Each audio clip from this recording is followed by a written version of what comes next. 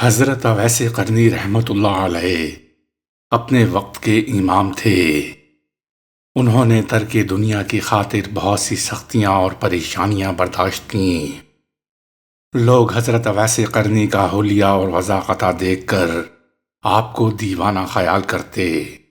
اور تنگ کرنے کی خاطر نہ صرف آوازیں کستے بلکہ بعض اوقات پتھر بھی مارتے تھے۔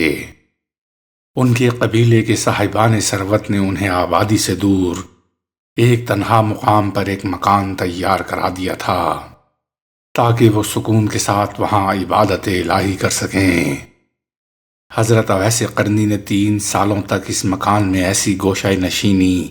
اور ترک دنیا کی کہ کوئی بھی شخص آپ تک رسائی حاصل نہ کر سکا،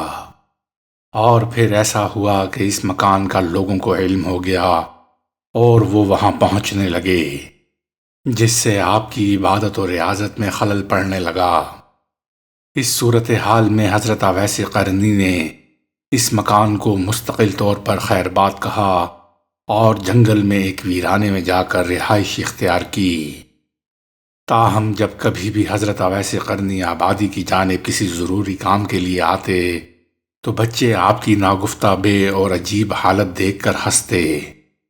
آپ کو دیوانہ جان کر پتھر اور کنکریاں پھینکتے۔ اس صورتحال میں حضرت اویس قرنی مسکرانے لگتے اور بعض اوقات زوردار قہقہا لگا کر نعرہ تکبیر اللہ اکبر بلند کرتے، پھر شرارتی بچوں سے مخاطب ہو کر فرماتے، دیکھو ذرا چھوٹی کنکریاں مارا کرو، بڑے پتھروں سے میرا خون بہنے لگتا ہے اور میرا وضو جاتا رہتا ہے، اس طرح میری نماز قضا ہو جاتی ہے۔ کنکریاں مار کر اپنا شوق ضرور پورا کرو، مگر اس طرح کہ میری عبادت میں خلل واقع نہ ہو، یہ تم سے میری دستبستہ درخواست ہے۔ مگر ان شریر اور غیر مہذب بچوں کو قطعی یہ علم نہیں تھا کہ وہ کس اعلیٰ و عرفہ شخصیت کے ساتھ بدتمیزی کر رہے ہیں۔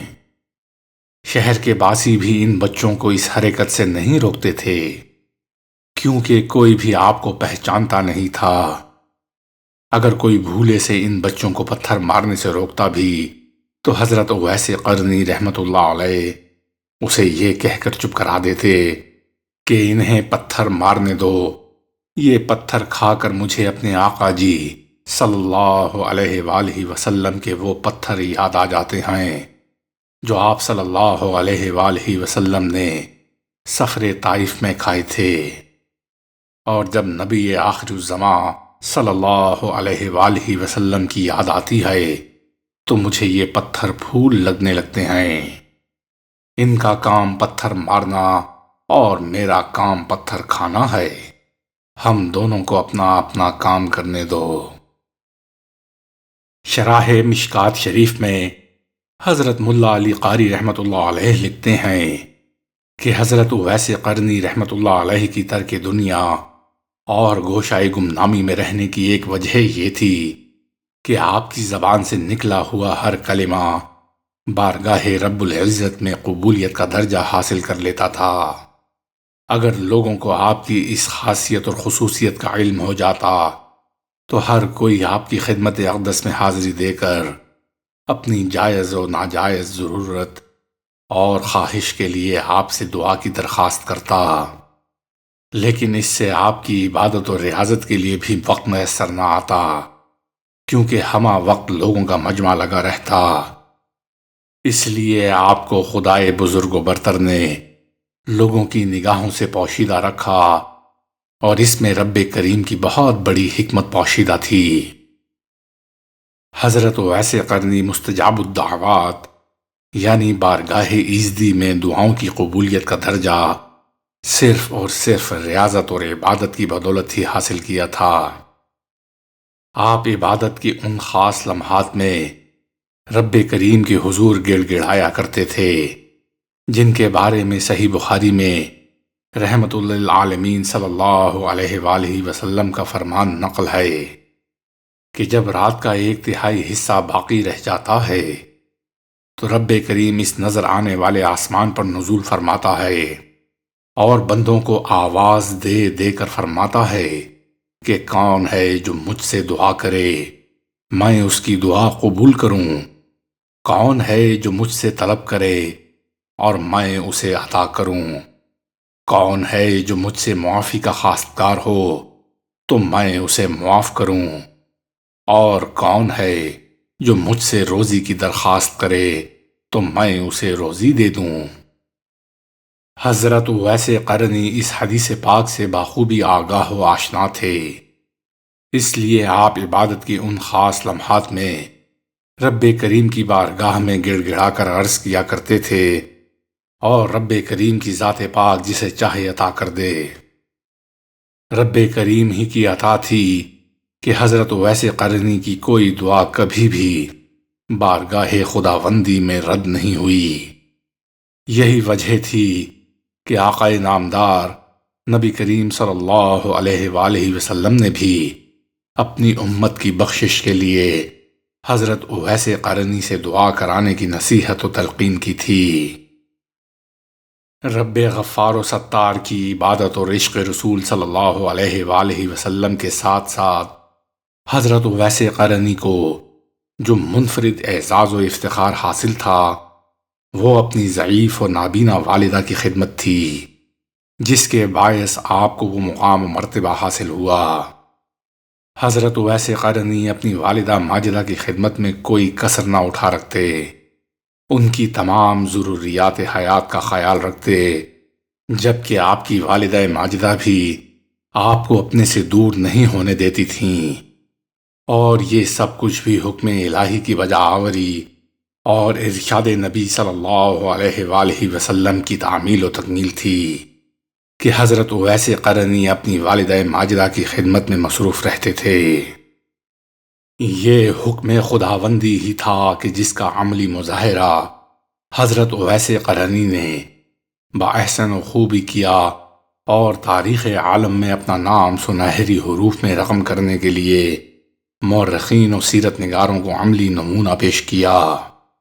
حکم رب کریم و رحیم کے ساتھ ساتھ حضرت اویس قرنی نے ہادی کون و مکان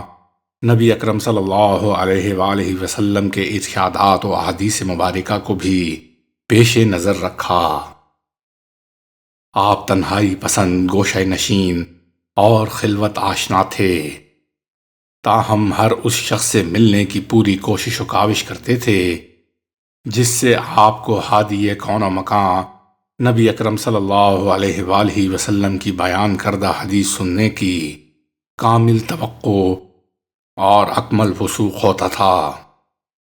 حضرت اویس قرنی احادیث مبارکہ کو ازبر یاد کر لیا کرتے تھے اور پھر ان پر تا حیات انتہائی خلوص و یقین کے ساتھ عمل کرتے تھے۔ سرور کائنات صلی اللہ علیہ وآلہ وسلم سے بالمشافہ ملاقات و زیارت کا موقع نہ ملنے کے باوجود آپ اپنی چشم بصیرت سے رحمت للعالمین صلی اللہ علیہ وآلہ وسلم کے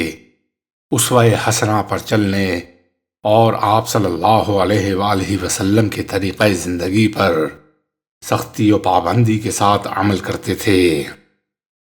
والدہ کی تعظیم و تکریم اور مقام و احترام کے حوالے سے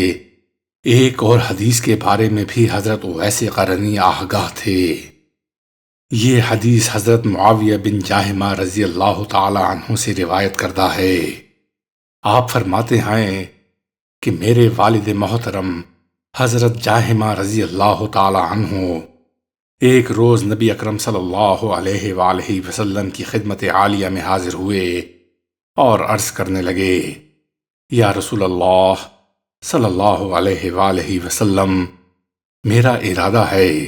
کہ میں جہاد میں حصہ لے کر خدا اور خدا کے رسول صلی اللہ علیہ وآلہ وسلم کی خوشنودی اور خوشی حاصل کروں۔ آپ صلی اللہ علیہ وآلہ وسلم مشورہ دیجئے، کیا میں اپنے اس ارادے پر عمل کروں؟ سرور کائنات صلی اللہ علیہ وآلہ وسلم نے پوچھا، کیا تمہاری ماں زندہ ہے؟ انہوں نے عرض کی،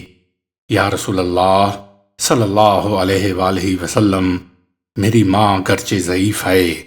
تاہم باقاعد حیات ہے۔ حضور صلی اللہ علیہ وآلہ وسلم نے تاکیداً فرمایا، تو پھر اپنی والدہ ماجدہ کی خدمت اپنے اوپر لازم کر لو، کیونکہ بلا شک و شبہ جنت ماں کے قدموں کے نیچے ہے۔